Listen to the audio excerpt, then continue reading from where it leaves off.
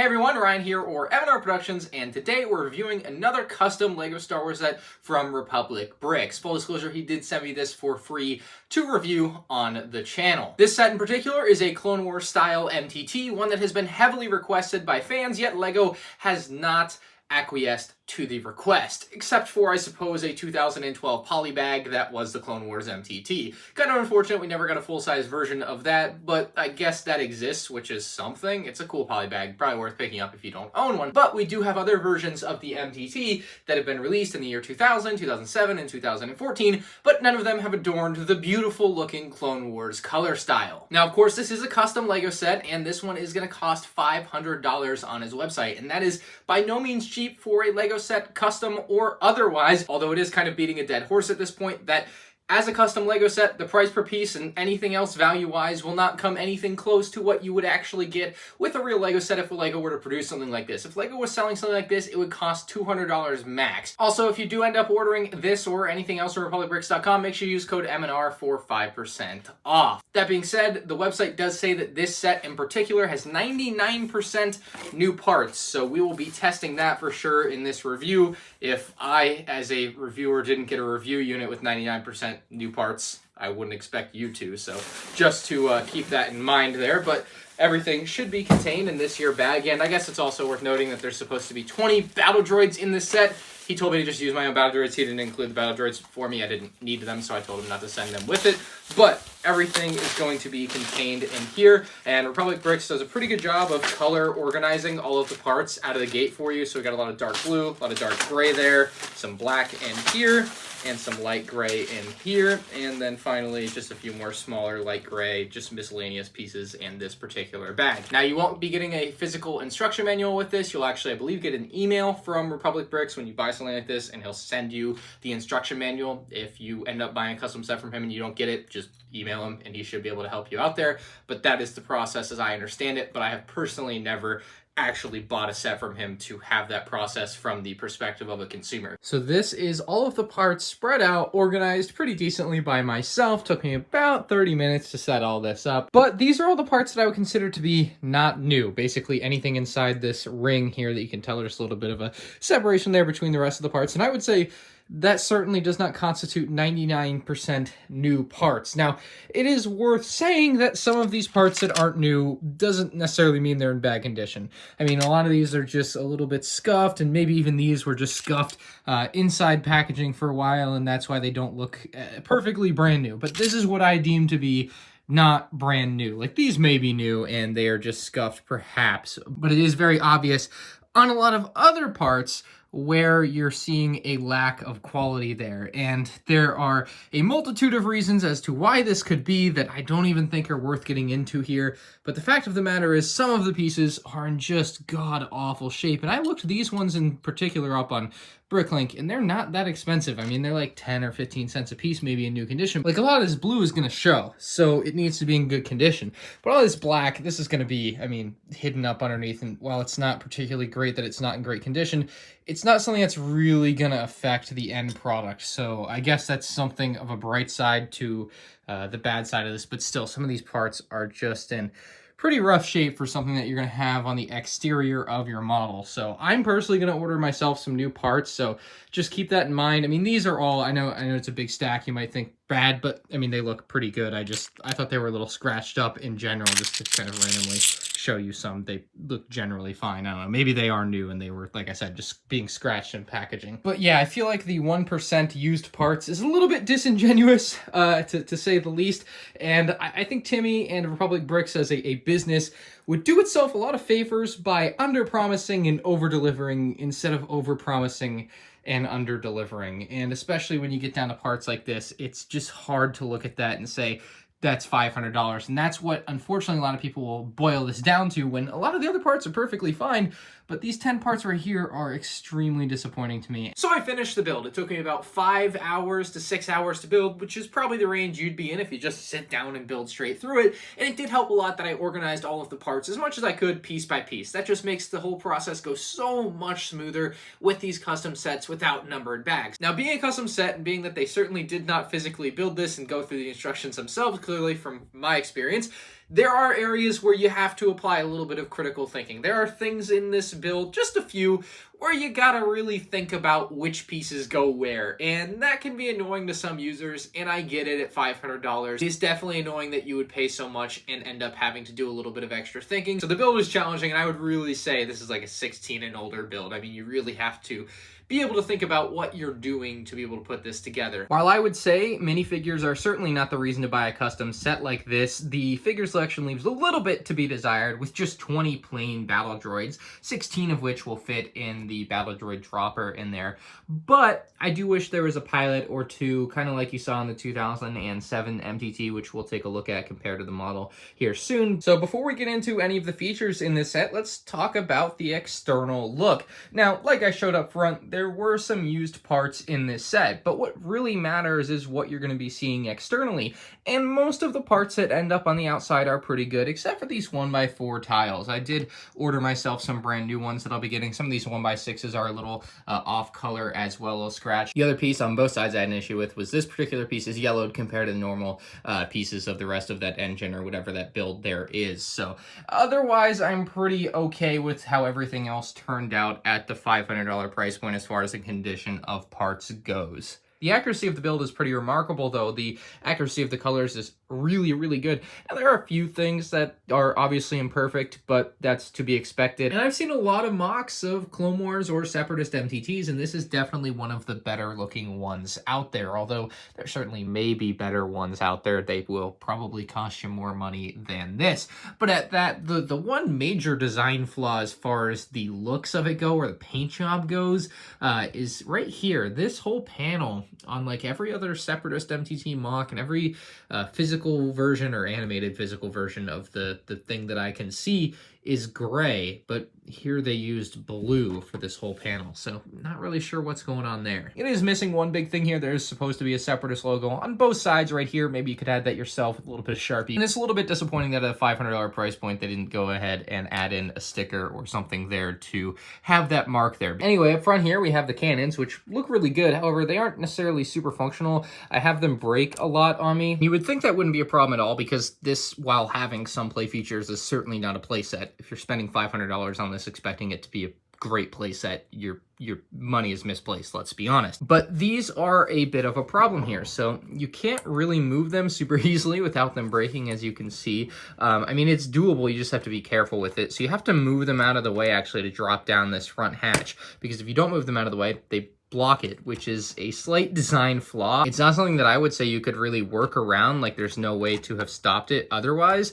but that's just the way that it works. You have to move them out of the way to drop that down. Now, like I said, having play features doesn't make this a playset, and for that reason, I don't think this is the end of the world because I don't expect you to be opening this all that often. I guess there, just push it out of the way itself. But it is a side effect of having such an accurate build in this case. Like in LEGO sets, they'll make a lot of compromises such that it doesn't break like that or things like that don't happen. But in this case, you can see where their priorities lie, and I think they were well placed given the final result of this. So I did actually have a few missing pieces on this, and the two missing pieces of the three were actually right up here. There's supposed to be some curved blue tiles that went right here on either side, and those just weren't included. So those were two of the three pieces. Now, I don't think that's the end of the world there, because even if those were there, there's still going to be small gaps. I actually think it looks better as just a smooth look there. Now, I will say, if this piece did exist in blue, it would go very nicely there, but it does not exist in dark blue. I looked it up. It would have fit perfectly there and made an accurate design, but it doesn't exist in dark blue, and therefore it's not in this set because obviously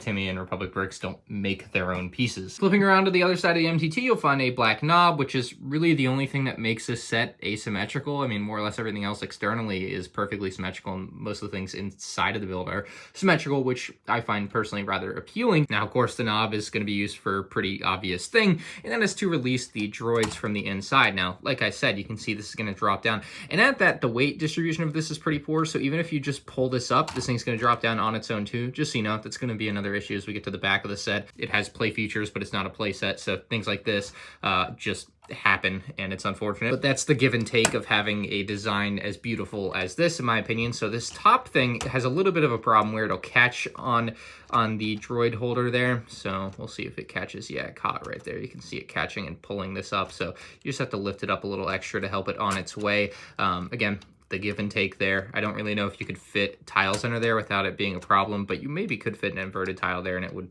be rather smooth. Regardless, this is all it is. It's just like the 2007 droid carrier thing, and it goes out this far. This is as far as it goes. So here's the platform for the droids. Very simple design, very much inspired by that 2007 MTT, like I said, and they fit on there just like that, and they would go right in there, and they're gonna fit in there just fine. You don't have to worry about them like falling off or anything. So that is a decent feature, but I did actually make another change to design in here. Let me explain it. So I did two things here. There was an issue. As I built this set, I realized that the teeth did not catch. You can see in the very back there, that's the other end of this black knob, and that's the teeth that are gonna push this thing along. You can see it grabbing at those black teeth on this long, essentially arm, I suppose.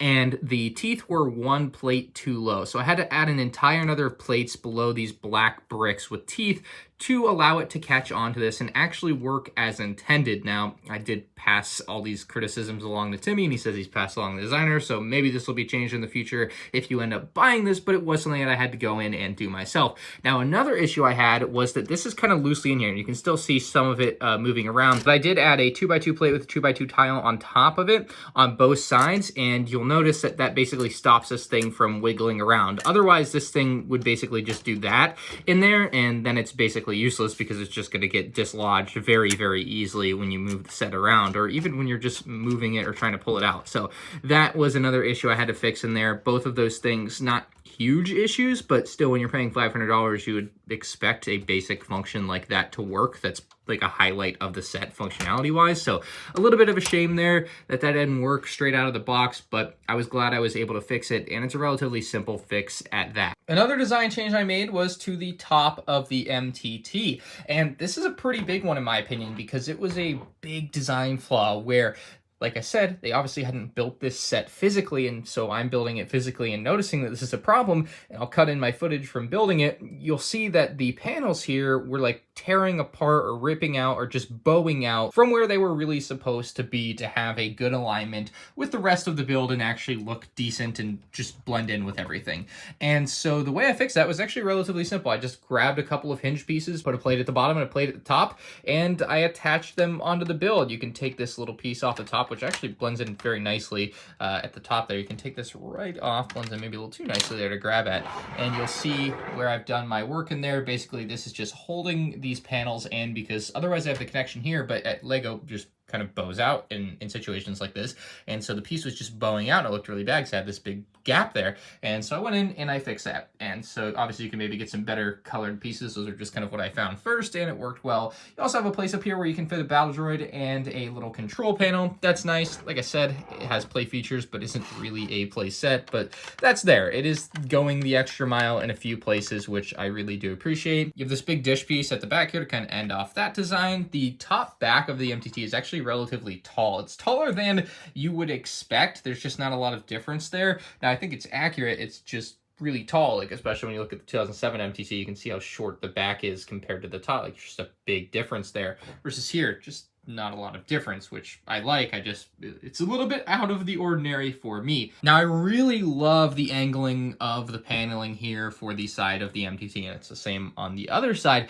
It is a really tough build in this area. You do have to get your fingers up and in between things and really hold things in place to put them together. It's just really odd and awkward building techniques, and it's like putting together someone else's mock, because that's literally what it is. You're not building a LEGO set that was thought through a billion times over for an 8-year-old to build. You're putting together a really sophisticated thing here. And so I would really say if you have really big fingers, I don't think I have ginormous fingers, right? You're going to have a tough time getting this together because you really have to, in this case here, this wouldn't be here, and you really have to like fit your hand up in here and hold things in place. Otherwise, it's going to be really hard to get together. I don't really know how you would do it if you don't have that support from behind. I think you can just pull this whole section off here with relative ease like that and build it like this, and then you'd have to do a little bit more thinking. But yeah, it's quite a weird design, and maybe this will give you a little bit of insight to the interior. You can see some of those teeth there, and you can see some of the inner workings of the build. You may have noticed in this side panel, there's actually a little gun rack as well, so you can put the droid blasters in there. It has 8 holsters on this side, and there's actually 8 on the other side. It's completely symmetrical. You can slide this out, and it'll fit all 16 weapons for the droids that fit in there. It'll still leave you space for 4 more, but yeah, that's nice. You got those gun racks there on either side. That leads us to the back of the MTT, and let's be honest, this is beautiful. The angling is awesome. There's a lot of really cool building techniques that obviously LEGO really wouldn't use, but that are used to get this angling to be really so accurate to what you see on the actual MTT. I really love what's going on here. Now, you'll notice this back panel, super detailed, very well done. This is actually where the third of my 3 missing pieces were. It was the opposite one of these. I had basically 2 of one of these pieces, so I think what was happening there was he was just ordering 2 instead of the proper opposite one. So yeah, that was another thing. I just found one on another set and threw it on there, but just so you know, that was the 3rd missing piece out of my box. So you may have noticed this back panel seems to have a similar issue as the front of the MTT's